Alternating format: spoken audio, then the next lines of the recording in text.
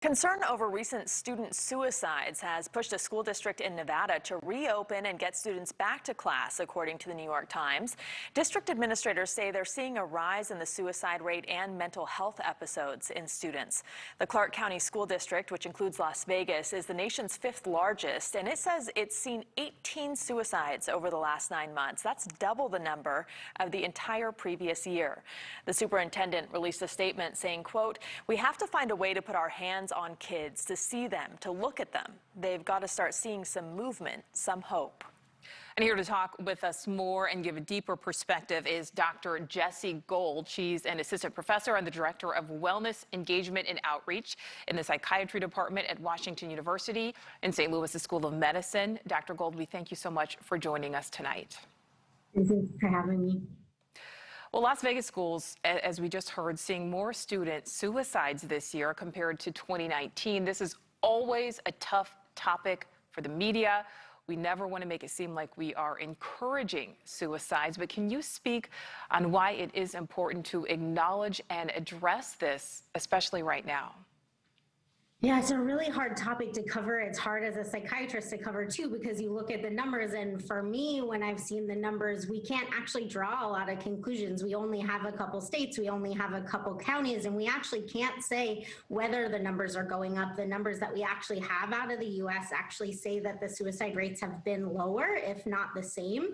So when I talk to suicide experts, we're kind of like, we should be cautious with what we say about suicide numbers, and we should say there are a lot of risks. You know, there's a lot of risks to people's mental health right now, but we don't know if suicide's increasing. And when we see those numbers that they're seeing out of Las Vegas, what we can say is this is a big mental health risk, and we need to be thinking about mental health. We need to be including mental health in all of our plans, but we need to be careful making big assumptions like all of the suicide rates are going up all over the country, and we need to dramatically open all of our schools without plans in place because mental health is in crisis. Like, we need to be very careful not to do things like that because we're not ready for that, and we don't even have mental health plans in place to do things like that.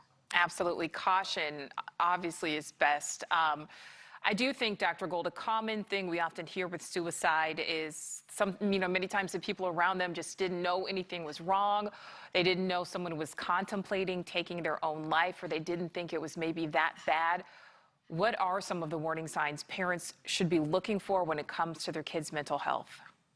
I think it's really important that you know what your kid usually does and look for behavior change. So if your kid is usually outgoing and they're not being outgoing anymore, if your kid is usually doing really well in school and they're not anymore, if your kid used to talk to you and they don't anymore, those things are all behavior changes, and that's important to keep up with.